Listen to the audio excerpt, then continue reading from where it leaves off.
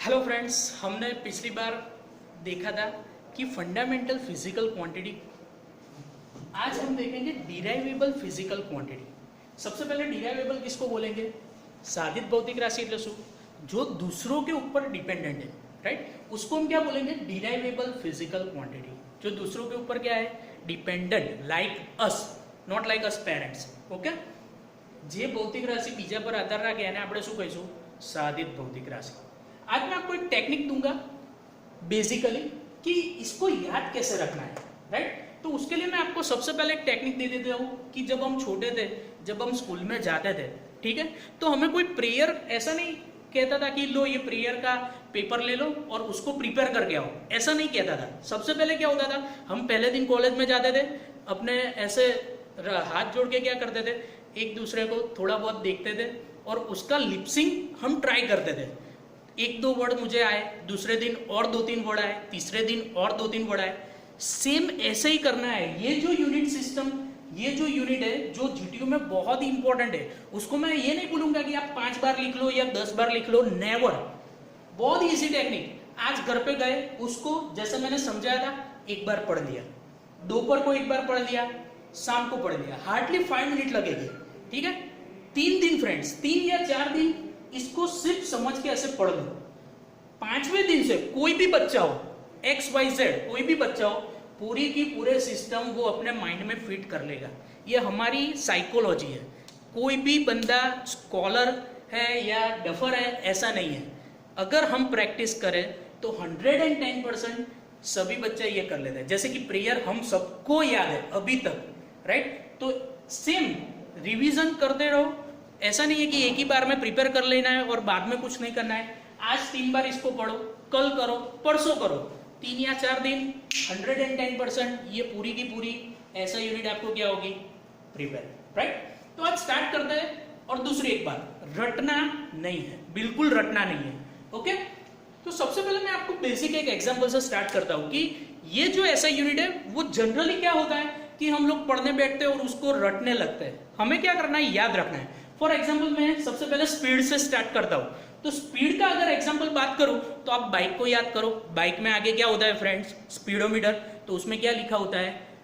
क्या होता है? किलोमीटर पर सेकंड। तो किलोमीटर यानी डिस्टेंस डिवाइडेड बाय सेकंड यानी टाइम। इजीली फॉर्मूला आपको याद रहेगा, distance upon time.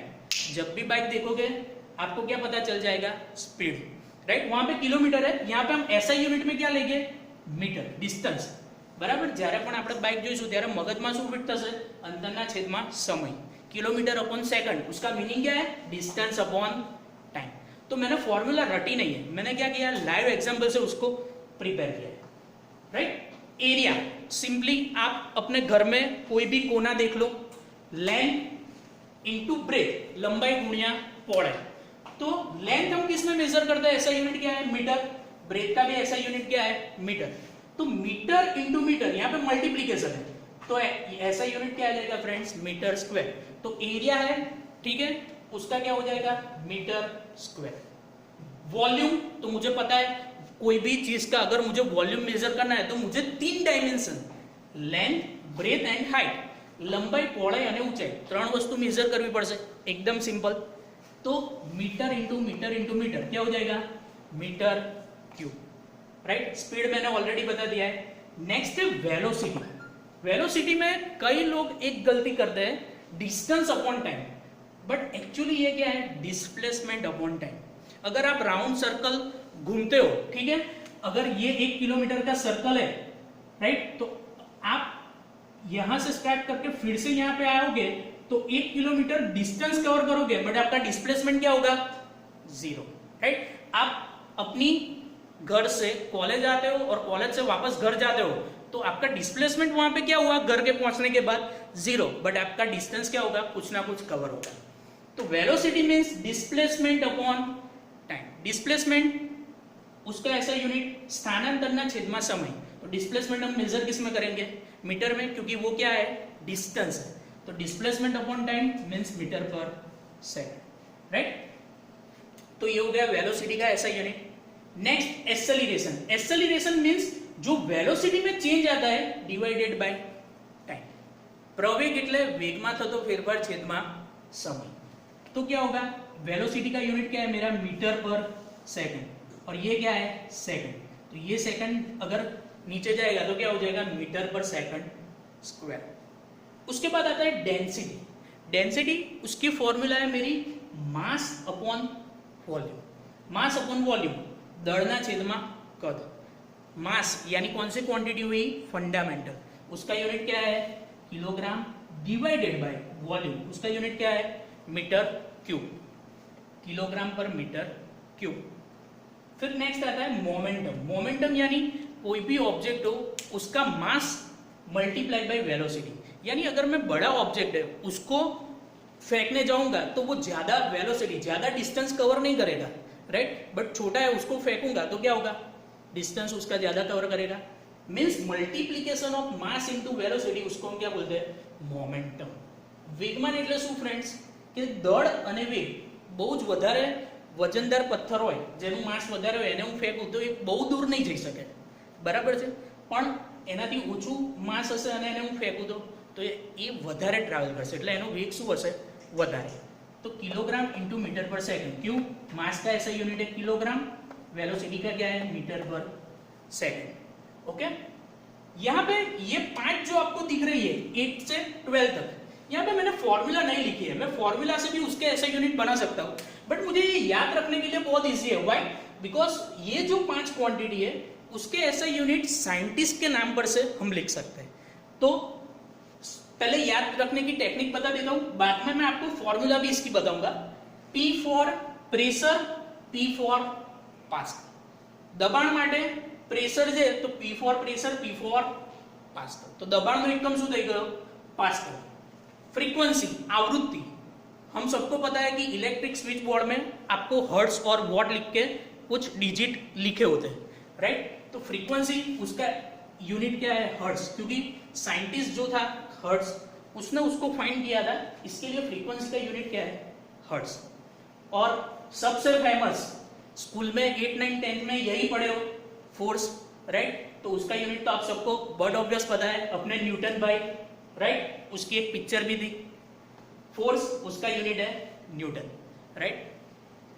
Work, work उसको फाइंड किया था जूल करके साइंटिस्ट था उसने, तो उसके याद में उसको हम लिखते हैं जूल. यहाँ पे फ्रेंड्स ये सब यूनिट इसलिए है, अगर हमारे इंडियन में किसी ने खोज की होती तो उसके नाम पर से भी यूनिट होते, ठीक है. बट हमारी फील्ड थोड़ी चेंजेस है. नाउ एनर्जी, एनर्जी वाला आपने एग्जांपल सुना होगा, जेम्स वॉट, वराड इंजन जिसने बनाया था, स्टीम इंजन जिसने बनाया था, तो उसका यूनिट उसके साइंटिस्ट के नाम पर से क्या है, वॉट. फिर से एक बार 5 physical quantity, P for pressure, P for pascal, frequency का हर्ट्ज, फोर्स का सबको पता है न्यूटन, वर्क उसका यूनिट है जूल, और एनर्जी, एनर्जी આપણે ઇલેક્શનમાં ઊભા રહીએ, બરાબર, જો વોટ આપીએ નેતાને તો ચૂંટણીમાં સિલેક્ટ થઈને આવે તો એનામાં શું આવી જાય, પાવરમાં, એટલે કે એનર્જીમાં, તો એને આપણે શું કહીશું, વોટ, રાઈટ. तो ये सब यूनिट मेरे सॉरी यहाँ पे पावर, यस, ये पावर का ऐसा यूनिट है जिसको हम बोलेंगे what, right, not energy, it's my mistake. अब ये दोनों यूनिट है 13 और 14, इंपल्स ऑफ फोर्स और surface tension. Impulse of force जिसकी फॉर्मूला फोर्स इनटू टाइम, यानी कोई भी क्रिकेटर जब भी कैच करता है तो अपने हाथ ग्लोव्स क्या ले जाता है पीछे, क्यों, क्योंकि बॉल का जो फोर्स है उसको क्या करना है, मिनिमाइज.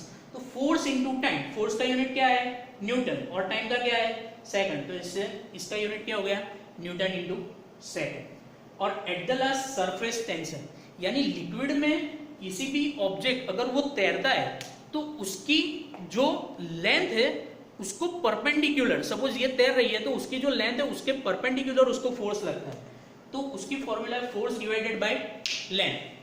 तो इसका यूनिट क्या आ जाएगा, न्यूटन पर मीटर, ठीक है. तो ये 14 जो थे वो हमारा ऐसा यूनिट है, ठीक है. फिर से ये 5 तो बहुत इजी है, P for pressure, P for pascal, frequency का आवृत्ति नो हर्ट्ज, फोर्स उसका क्या आ जाएगा, न्यूटन, वर्क का जूल, और पावर, पावर में लाने के लिए क्या चाहिए, वॉट देना पड़ेगा कोई भी नेता को, तो P फॉर पावर उसका आ जाएगा वॉट। ये तीन तो बहुत ही सिंपल है, एरिया का length into breadth metre square, volume LBH metre cube. फिर से स्पीड का बाइक के एग्जांपल से मैंने लिया distance upon time metre per second, velocity का again metre per second, but यहाँ पे डिस्टेंस है और यहाँ पे डिस्प्लेसमेंट है।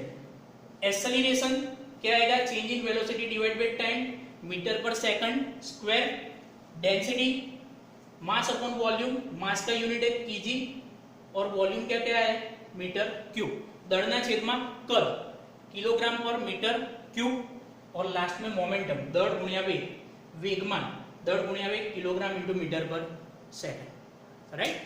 ओके, तो ये 14 हमारे ऐसा यूनिट है। नेक्स्ट लेक्चर में हम उससे आगे करेंगे। Thank you, till then enjoy.